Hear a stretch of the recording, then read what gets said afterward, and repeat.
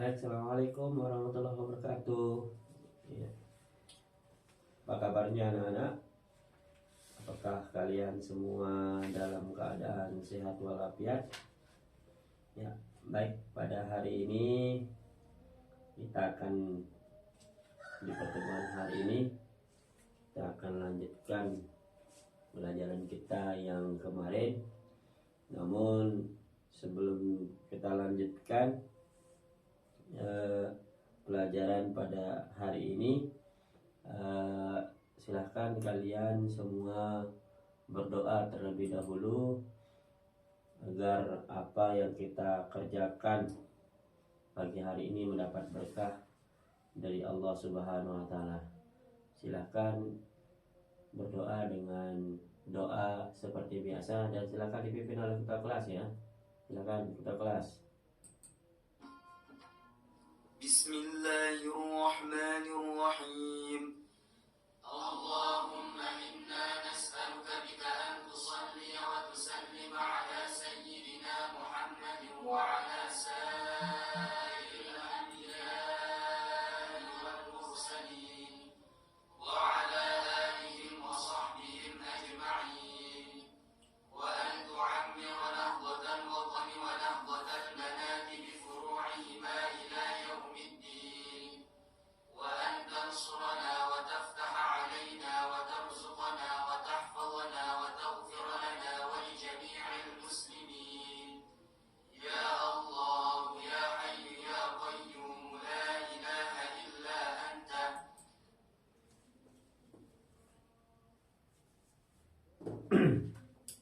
Baik anak-anakku semua, sebelum kita mulai pelajaran, Bapak Guru akan melakukan atau akan mengabsen dulu siapa saja yang hadir dan tidak hadir pada pertemuan kita hari ini.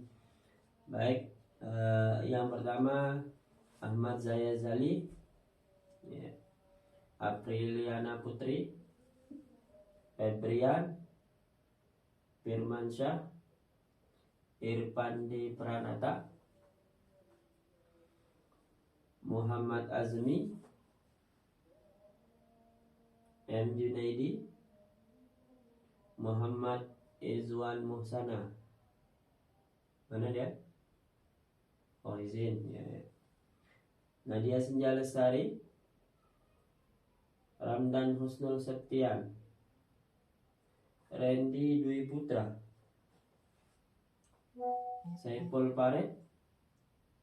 Oh, malas ya. Malas ini tidak masuk tanpa keterangan. Ya. Sapira Aulia, dia. Yuli Wulandari. Ya, oke. Berarti pada pagi hari ini teman-temannya yang tidak hadir itu cuma 2 orang. Karena pertama tadi ada yang izin, kedua ada yang tanpa keterangan. Baik, anak-anakku, kemarin kita sudah belajar tentang wudhu ya. Jadinya sebelum kita lanjut kepada materi selanjutnya, kita akan membahas atau mengulang dulu untuk pembelajaran kemarin, yaitu tentang berwudhu ya. Wudhu itu apa kemarin anak-anakku? Wudhu ya. Oh, ayo siapa yang bisa? Wudhu, pengertian berwudhu itu apa? Ya. Ya, silakan Senja, apa? Iya, betul. Ternyata kalian masih mengingat pembelajaran yang kemarin yang sudah Bapak sampaikan. Jadinya wudhu adalah bersuci dari hadas kecil dengan menggunakan air yang suci atau air yang mensucikan. Nah, ada yang tahu hukum berwudhu itu? Ya, silakan. Ya, benar Pak Red. Ternyata hukum berwudhu itu adalah wajib ya ketika kita melaksanakan sholat fardu. Tapi ada wudhu yang dilakukan dan hukumnya sunnah, yaitu ketika kita sebelum tidur, mandi wajib, dan sebelum azan dan lain-lainnya ya. Ya, baik, kita akan lanjutkan ke materi selanjutnya yaitu materi pada pagi hari ini yang akan Bapak Guru sampaikan, yaitu tentang tayamum. Nah, kemarin kita sudah bahas tentang materi tentang berwudu. Sekarang akan kita bahas yaitu tentang tayamum. Tayamum di sini adalah membersihkan diri dari hadas kecil maupun hadas kecil dengan debu atau tanah yang suci. Jadinya tayamum itu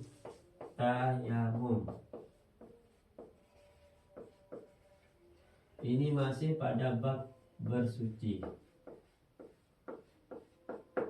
Namun tayamum di sini bersucinya dengan debu, tidak menggunakan air ya anak-anakku. Jadinya debu ini bersuci dengan debu itu syaratnya adalah ketika kita sudah mencari air, namun kita tidak menemukan air. Jadinya Allah Subhanahu wa taala memberikan kita solusi bagaimana caranya bersuci, yaitu dengan debu. Debu yang bagaimana? Debu yang suci. Tadinya kita bersuci dengan debu. Nah, tayamum di sini ya, dari dalilnya Allah sudah meletakkan dalilnya di dalam Al-Qur'an. Di dalam surat An-Nisa ayat 43. Dalilnya yaitu surat An-Nisa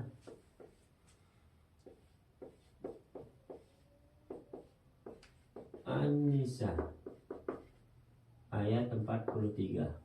Yang artinya ya, dan jika kamu sakit atau dalam perjalanan atau datang dari tempat buang air atau menyentuh perempuan lalu kamu tidak mendapatkan air, maka bertayamumlah dengan tanah yang bersih. Nah, seperti itu ya. Nah, bagaimana selanjutnya yang kita bahas adalah hukum tayamum. Hukum tayamum ada tiga, yaitu yang pertama yang wajib. Kapan hukum tayamum itu wajib? Hukum tayamum itu wajib jika seseorang dalam keadaan berhadas dan tidak ada air dan atau tidak boleh menggunakan air. Begini, ketika orang sudah berada dalam keadaan hadas, otomatis dia akan membersihkan dirinya. Namun air tidak ada, maka di sanalah hukumnya tayamum itu wajib. Yang kedua, kapan hukumnya wajib bertayamum?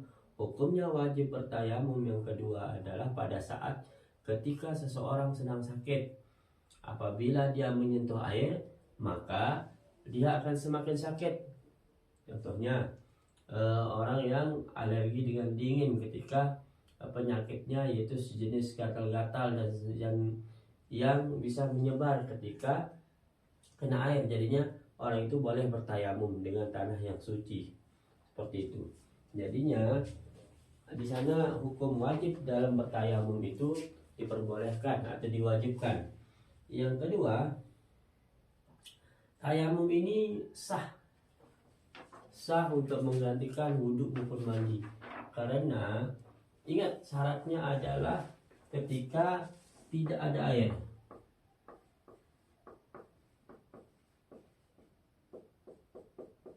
Nah, sini ketika tidak ada air, jadinya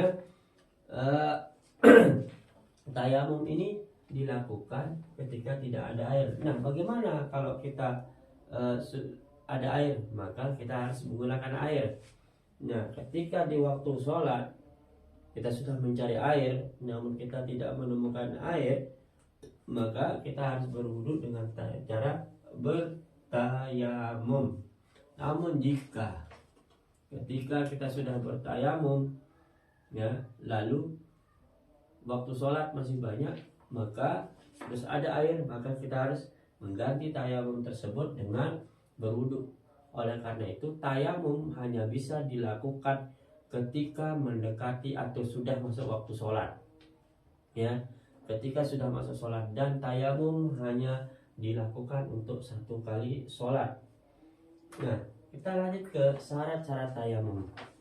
syarat-syarat tayamum, ya, agar tayamum kita memenuhi syarat, yang pertama yaitu telah masuk waktu sholat. Seperti yang saya katakan tadi, telah masuk waktu sholat, baru kita boleh bertayamum.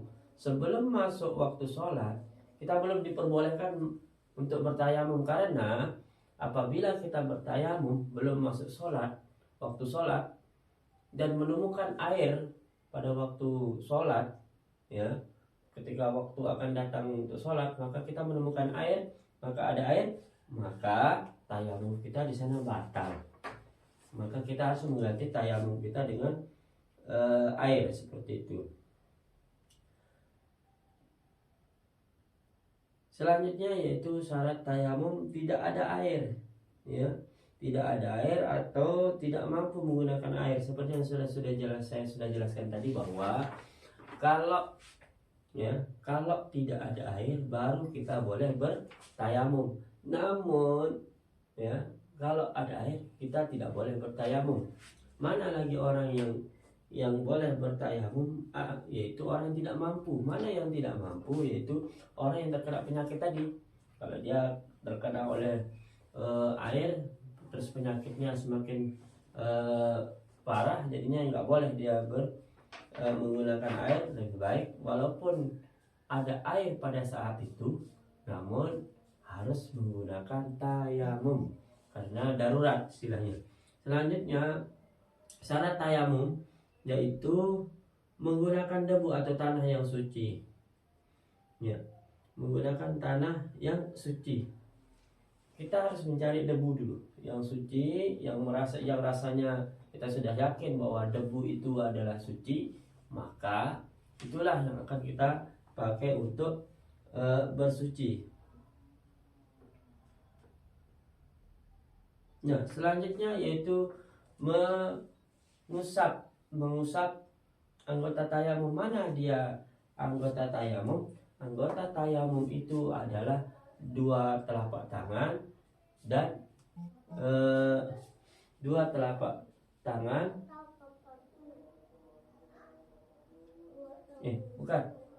Pak Guru lupa. Anggota tayamum itu yang pertama wajah, yang kedua yaitu kedua tangan. Ya, caranya adalah ambil debunya, ya, itu kita tekan, baru diusap ke wajah serata mungkin dengan menyesuaikan dengan batas wajah, ini. Setelah itu yang kedua, ambil lagi debunya, tekan, usapkan ke tangan, mulai dari tangan kanan terus menuju ke tangan kiri, seperti itu. Nah, ada pun cara mengusapnya yaitu seperti ini, dari sini, langsung turun lagi, ya. Nah, berhenti sampai di sana. Nah, selanjutnya adalah tidak ada penghalang. Jangan jadinya ketika kita berwudu itu, anak-anakku, lengan baju itu harus disingkap dulu, dinaikkan dulu agar kena seperti ini, ya. Ini diusap kayak tadi yang Pak Guru contohkan. Nah, seperti itu ketika sudah sempurna. Nah, jadinya tidak ada penghalang ketika kita bertayamum. Selanjutnya kita menuju ke rukun tayamum. Rukun tayamum itu ada 4, ya. Rukun tayamum itu ada 4. Yang pertama, ya, mana dia? 1, niat. 2, menepuk tanah. Itu ya. Yang ketiga, mengusap seluruh wajah.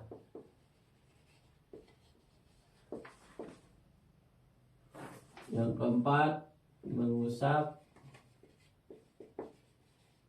tangan.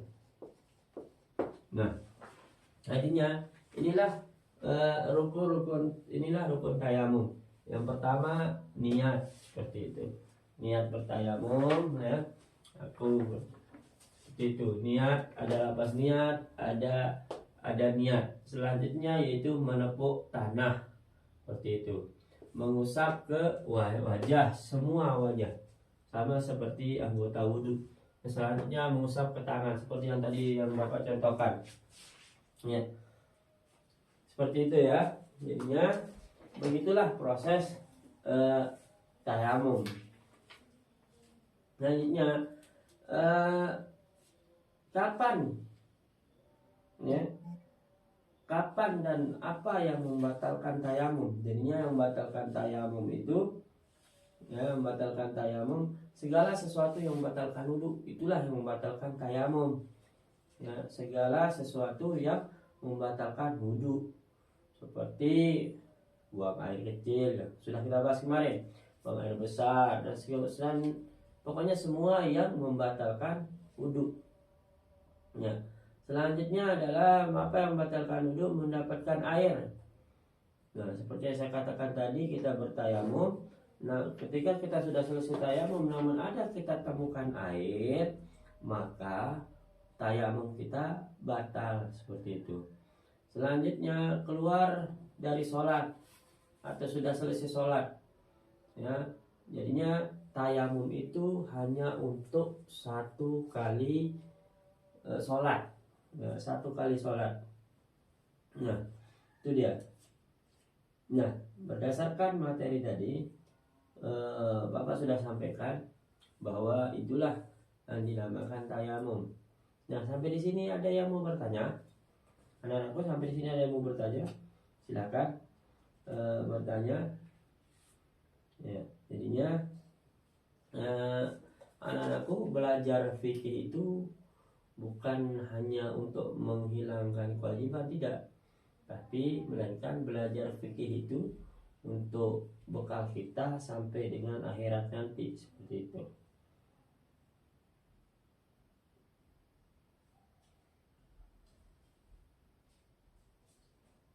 Ya, manfaatnya juga manfaat kita belajar ini guna untuk menyempurnakan ibadah kita. Karena kalau kita tidak mengerti syarat-syarat dari ibadah kita, maka ibadah kita juga tidak akan diterima, seperti itu. Ya, baik. Kalau memang tidak ada pertanyaan, ya, kalau memang tidak ada pertanyaan, nanti Bapak akan membagi kalian menjadi beberapa kelompok guna untuk berdiskusi ya, tentang pembahasan ini, menemukan masalah-masalah atau perihal-perihal hal-hal yang bisa kita diskusikan. Nanti Bapak akan bagikan beberapa materi tentang ini, tentang pendapat-pendapat para ulama fikih tentang tayamum. Nanti Pak Guru akan bagikan itu. Setelah itu kalian diskusikan dengan teman-temannya. Setelah itu nanti kalian presentasikan, satu orang maju ke depan untuk mempresentasikan hasil diskusinya. Nah, namun untuk saat ini Pak Guru mempunyai tugas untuk kalian untuk menjawab latihan ya. Ada latihan biar Pak Guru bisa mengetahui seberapa paham kalian dalam materi ini. Silakan catat soalnya. Yang pertama, jelaskan pengertian tayamum.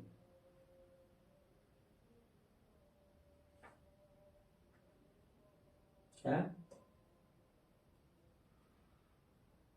Nomor 2, sebutkan 4 rukun tayamum.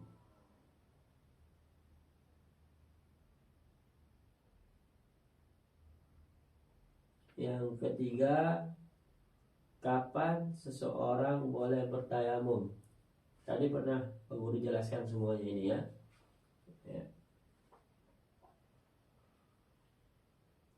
Yang keempat, apa saja yang membatalkan tayamum?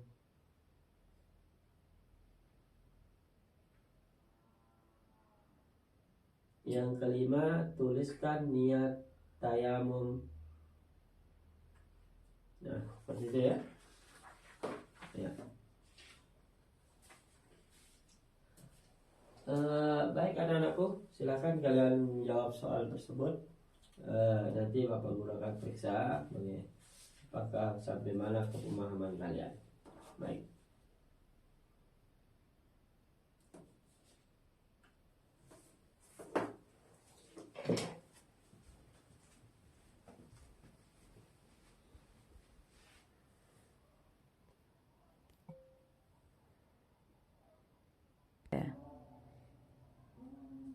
Ya, baik anak-anakku, kita sudah sampai pada pertemuan akhir dari pertemuan pada hari ini. Marilah kita tutup pertemuan kita pada pagi hari ini dengan sama-sama membaca Ummul Kitab Al-Fatihah. Bismillah. Ya, sekian untuk hari ini. Kurang dan lebihnya mohon maaf. Assalamualaikum warahmatullahi wabarakatuh. Aduh, ini campur. Baik, assalamualaikum warahmatullahi wabarakatuh. Ya. Apa kabarnya anak-anak?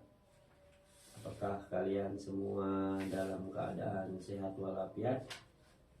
Ya, baik, pada hari ini kita akan di pertemuan hari ini kita akan lanjutkan pelajaran kita yang kemarin. Namun sebelum kita lanjutkan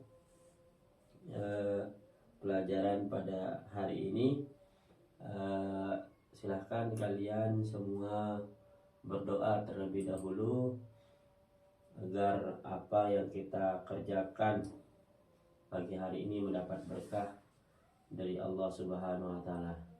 Silahkan berdoa dengan doa seperti biasa dan silahkan dipimpin oleh ketua kelas ya. Silahkan ketua kelas. Bismillahirrahmanirrahim. Allahumma inna nas'aluka bika an tusalli wa tusallim ala sayyidina Muhammadin wa ala sa'iril anbiya'i wal mursalin wa ala alihim wa sahbihim ajma'in wa an tu'ammira nahdatan watani wa nahdatan manati bi furu'ihima ila yaumiddin wa an tansurana wa taftaha alaina wa tarzuqana wa tahfazana wa taghfir lana wa li jami'il muslimin ya Allah ya hayyu ya qayyum la ilaha illa anta.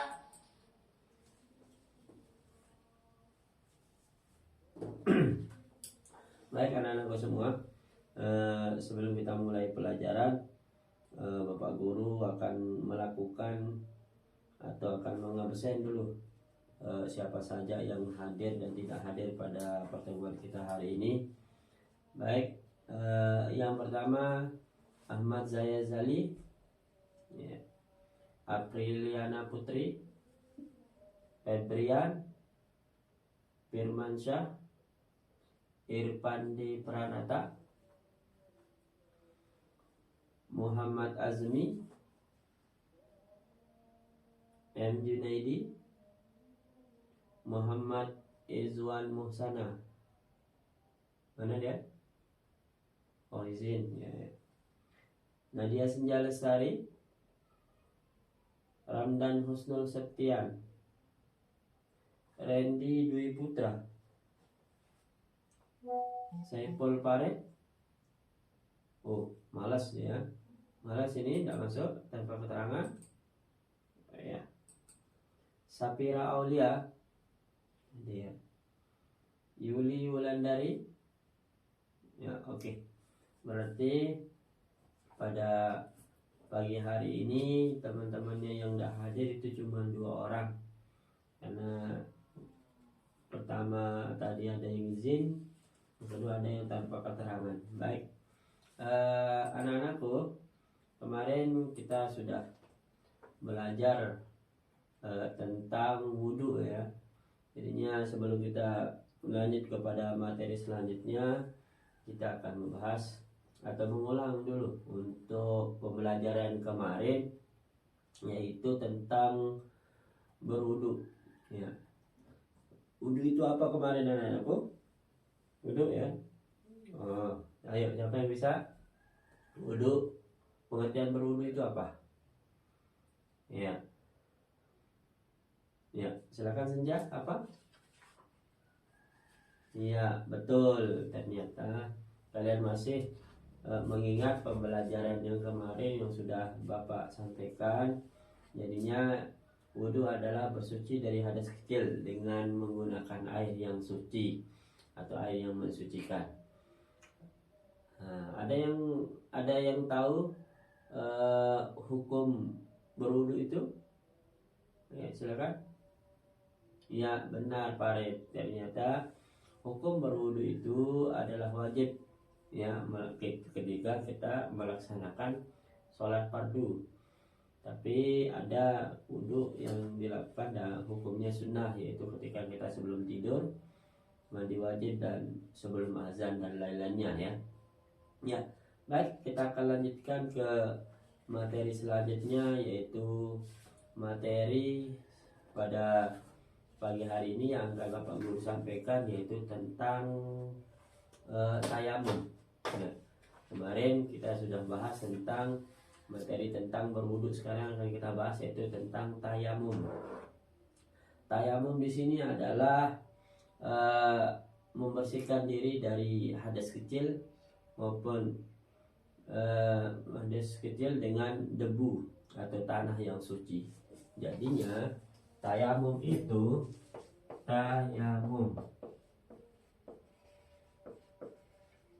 ini masih pada bab bersuci.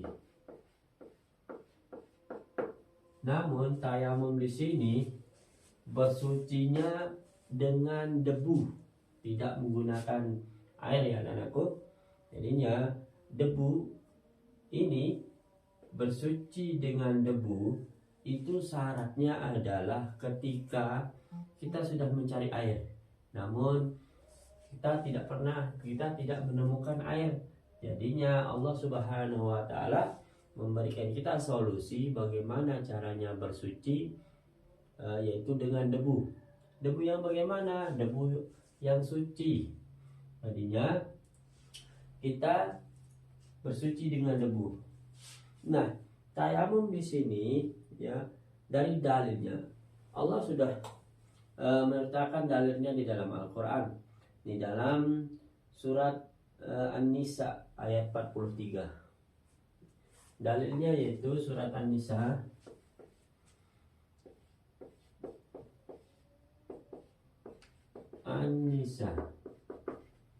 ayat 43, yang artinya ya, dan jika kamu sakit atau dalam perjalanan atau datang dari tempat buang air atau menyentuh perempuan lalu kamu tidak mendapatkan air, maka bertayamumlah dengan tanah yang bersih. Nah, seperti itu ya. Nah, bagaimana selanjutnya yang kita bahas adalah hukum tayamum. Hukum tayamum ada tiga, yaitu yang pertama yang wajib. Kapan hukum tayamum itu wajib?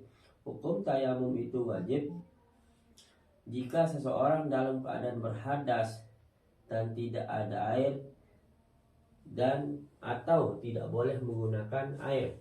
Begini, ketika orang sudah berada dalam keadaan hadas, otomatis dia akan membersihkan dirinya, namun air tidak ada, maka di sanalah hukumnya tayamum itu wajib. Yang kedua, kapan hukumnya wajib bertayamum? Hukumnya wajib bertayamum yang kedua adalah pada saat ketika seseorang sedang sakit. Apabila dia menyentuh air, maka dia akan semakin sakit. Contohnya, orang yang alergi dengan dingin ketika penyakitnya yaitu sejenis gatal-gatal dan yang bisa menyebar ketika kena air. Jadinya orang itu boleh bertayamum dengan tanah yang suci. Seperti itu. Jadinya di sana hukum wajib dalam bertayamum itu diperbolehkan atau diwajibkan. Yang kedua, tayamum ini sah untuk menggantikan wudhu maupun mandi. Karena ingat, syaratnya adalah ketika tidak ada air.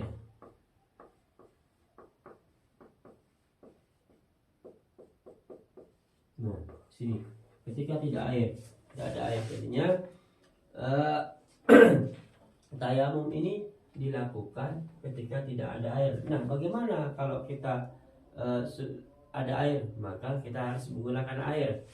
Nah, ketika di waktu sholat kita sudah mencari air, namun kita tidak menemukan air, maka kita harus berwudu dengan cara bertayamum. Namun jika ketika kita sudah bertayamum, ya, lalu waktu sholat masih banyak, maka terus ada air, maka kita harus mengganti tayamum tersebut dengan berwudu. Oleh karena itu tayamum hanya bisa dilakukan ketika mendekati atau sudah masuk waktu sholat, ya, ketika sudah masuk sholat. Dan tayamum hanya dilakukan untuk satu kali sholat. Nah, kita lanjut ke syarat-syarat tayamum. Syarat-syarat tayamum, ya, agar tayamum kita memenuhi syarat, yang pertama yaitu telah masuk waktu sholat. Seperti yang saya katakan tadi, telah masuk waktu sholat, baru kita boleh bertayamum. Sebelum masuk waktu sholat, kita belum diperbolehkan untuk bertayamum, karena apabila kita bertayamum belum masuk sholat, waktu sholat, dan menemukan air pada waktu sholat, ya, ketika waktu akan datang untuk sholat, maka kita menemukan air, maka ada air, maka tayamum kita di sana batal. Maka kita harus mengganti tayamum kita dengan air, seperti itu. Selanjutnya yaitu syarat tayamum tidak ada air, ya, tidak ada air atau tidak mampu menggunakan air. Seperti yang saya sudah jelaskan tadi, bahwa kalau tidak ada air baru kita boleh bertayamum. Namun, ya, kalau ada air kita tidak boleh bertayamum. Mana lagi orang yang boleh bertayamum? Yaitu orang yang tidak mampu. Mana yang tidak mampu? Yaitu orang yang terkena penyakit tadi. Kalau dia terkena oleh air, terus penyakitnya semakin parah, jadinya nggak boleh dia menggunakan air. Lebih baik walaupun ada air pada saat itu, namun harus menggunakan tayamum karena darurat istilahnya. Selanjutnya syarat tayamum yaitu menggunakan debu atau tanah yang suci, ya, menggunakan tanah yang suci.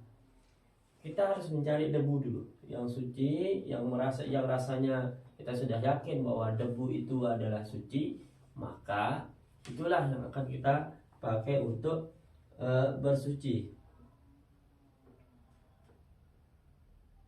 Nah, selanjutnya yaitu mengusap anggota tayamum. Mana dia anggota tayamum?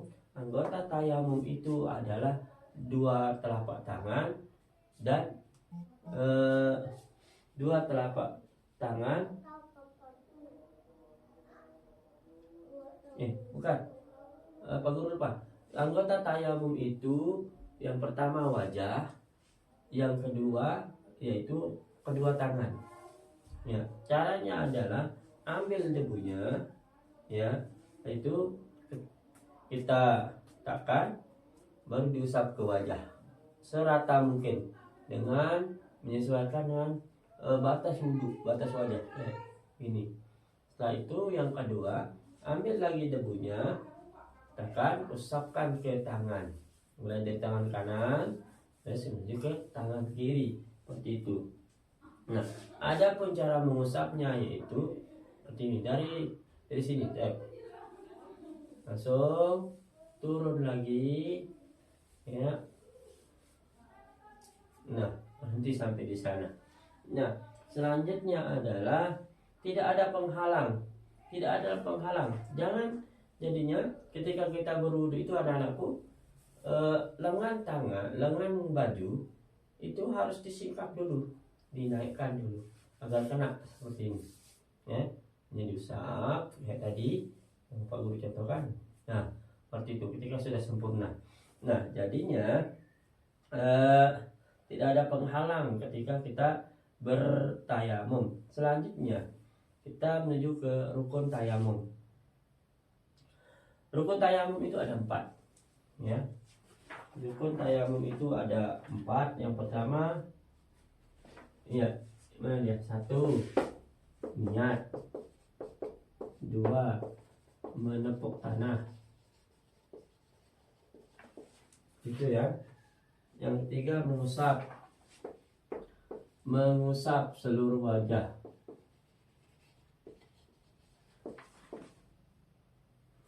Yang keempat, mengusap tangan. Nah, artinya inilah rukun tayamum. Yang pertama, niat, seperti itu. Niat bertayamum, ya. Aku seperti itu. Niat, ada lapas niat, ada niat. Selanjutnya yaitu menepuk tanah, seperti itu. Mengusap ke wajah, semua wajah, sama seperti anggota wudhu. Selanjutnya mengusap ke tangan, seperti yang tadi yang Bapak contohkan, ya. Seperti itu ya. Jadinya begitulah proses tayamum. Selanjutnya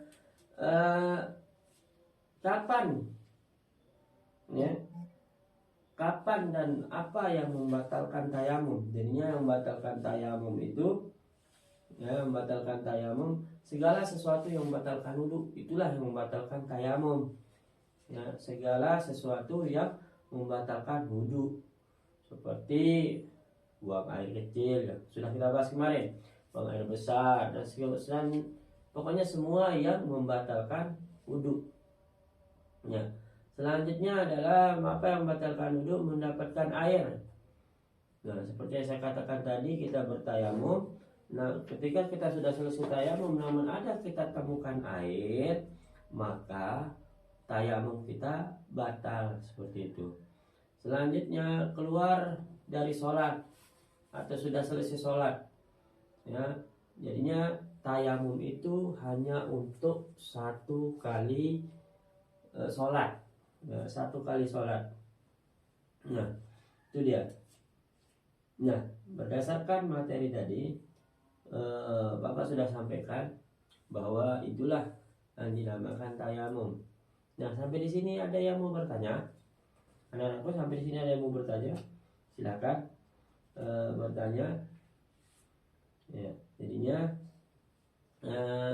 anak-anakku, belajar fikih itu bukan hanya untuk menghilangkan kewajiban, tidak, tapi melainkan belajar fikih itu untuk bekal kita sampai dengan akhirat nanti, seperti itu.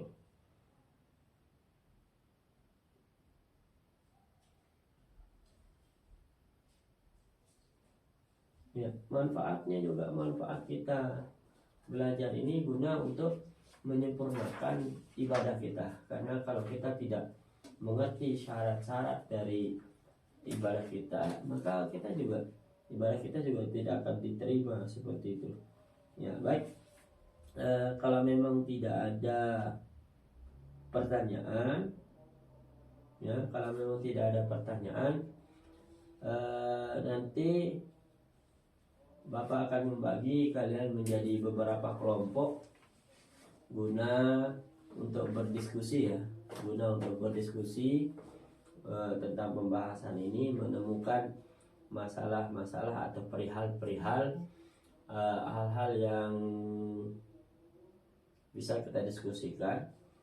Nanti Bapak akan bagikan beberapa materi tentang ini, tentang pendapat-pendapat para ulama fikih tentang tayamum. Nanti Pak Guru akan bagikan itu. Setelah itu kalian diskusikan dengan teman-temannya. Setelah itu nanti kalian presentasikan, satu orang maju ke depan untuk mempresentasikan hasil diskusinya. Nah, namun untuk saat ini Pak Guru mempunyai tugas untuk kalian untuk menjawab latihan, ya. Ada latihan biar Pak Guru bisa mengetahui seberapa paham kalian dalam materi ini. Silakan catat soalnya. Yang pertama, jelaskan pengertian tayamum.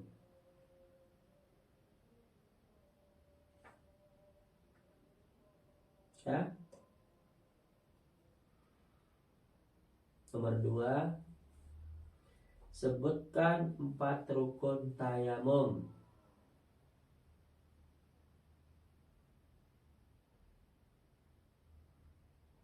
Yang ketiga, kapan seseorang boleh bertayamum? Tadi pernah Pak Guru jelaskan semuanya ini ya. Ya. Yang keempat, apa saja yang membatalkan tayamum?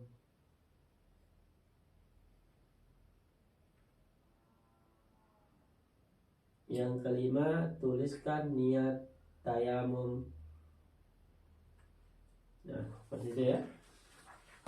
Ya. Baik anak-anakku, silakan kalian jawab soal tersebut. Nanti Bapak Guru akan periksa apakah sampai mana kepemahaman kalian.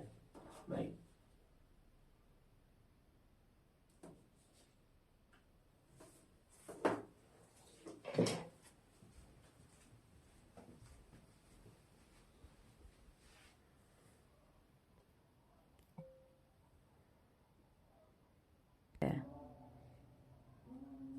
Ya, baik anak-anakku, kita sudah sampai pada pertemuan akhir dari pertemuan pada hari ini.